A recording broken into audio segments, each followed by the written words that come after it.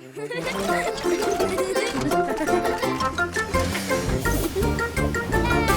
Buster! It's a sunny day at Buster's house. And Buster and Grandpa are having a great time playing together. Mommy Bus is off to work. Will Buster and Grandpa be able to make dinner together? Whoa, some real cooking! Buster is very excited. Let's cook! Grandpa sets up the stove. But what comes next? Buster has an idea. It's chocolate sauce. Grandpa doesn't think that's quite right for dinner. Let's take a look at the recipe. They've gathered all the ingredients together. Buster starts by adding some flour to the bowl. Whoa, easy there, Buster. Oops, the flour has gone everywhere. Now Grandpa and Buster are covered in flour.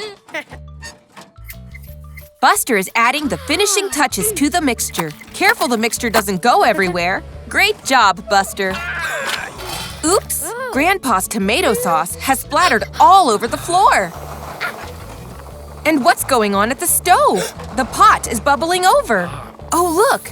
It steamed up his glasses, and now he can't see where he's going. Watch out, Grandpa!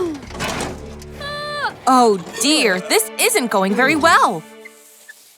Grandpa and Buster are clearing up the mess. But Mommy Bus is coming home from work. Uh-oh, they still haven't made dinner. What are they going to do? Grandpa gets some fish fingers out of the freezer.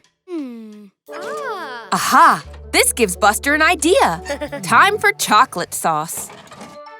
Mommy Bus is wondering what Buster and Grandpa have made for dinner, just as they're finishing up. I wonder what they've cooked.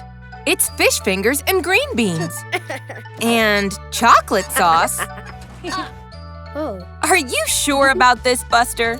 He gives it a try. Delicious! Mommy also gives it a try. And it's surprisingly tasty. Well done, Buster.